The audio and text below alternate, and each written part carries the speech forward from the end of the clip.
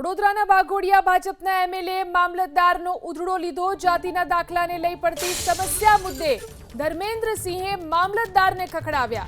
4-5 દિવસથી ધક્કા ખવડાવતા હોવાની અરજદારોએ રજૂઆત કરી હતી। અરજદારોની રજૂઆત બાદ ધર્મેન્દ્રસિંહ વાઘેલા પહોંચ્યા હતા મામલતદાર પાસે। પ્રજાને થતી હેરાનગતિ અંગે વડોદરા કલેક્ટરને પણ ટેલિફોનિક જાણ કરી। अधिकारीओ काम नहीं करे तो सरकार में रजूआत करीश तेवी पण खातरी धर्मेन्द्रसिंह वाघेलाए आपी।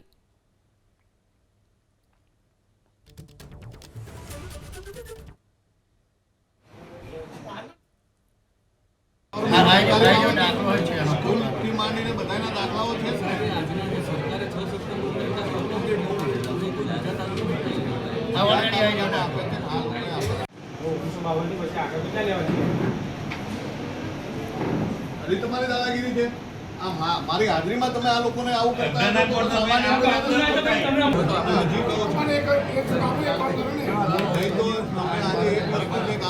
જિંદગી યાર તમે છેડછાડ કરશો તો તમને છોડીશ નહીં। તો આ ગરીબ માણસો છે, એમનું એડમિશન છેલ્લો દિવસ આ દાખલો છે મામલતદાર ઉપરથી તમારે દાખલો આપી દેવો પડે।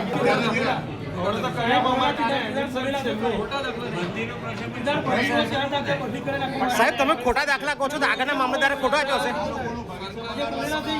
આગળના અધિકારીએ ખોટા દાખલા આપ્યા છે એવું કેવું છે તમારે? સાહેબ આગળના અધિકારીએ ખોટા દાખલા આપ્યા છે એવું કેવું છે તમારું? તો તમે કઈ રીતે ખોટા સાબિત કરો છો? જાતિના દાખલાની અંદર મામલતદાર શ્રી પોતાનું જકી વલણ રાખીને દાખલા ઉપરથી દાખલો હું નહીં આપું તો અગાઉ જે કંઈ દાખલો આપ્યો છે એ દાખલો ખોટો તો હોય નહીં, એ પણ એક મામલતદાર કક્ષાના અધિકારીએ જ આપેલો દાખલો છે। હવે સમય ખૂબ ઓછો હોય, બાળકોના એડમિશન લેવાના હોય અને તમે લોકોને ધક્કા ખવડાવો છો જેના કારણે થઈને બાળકનું ભવિષ્ય બગડે, એ કોઈ પણ કાળે ચલવી ના લેવાય।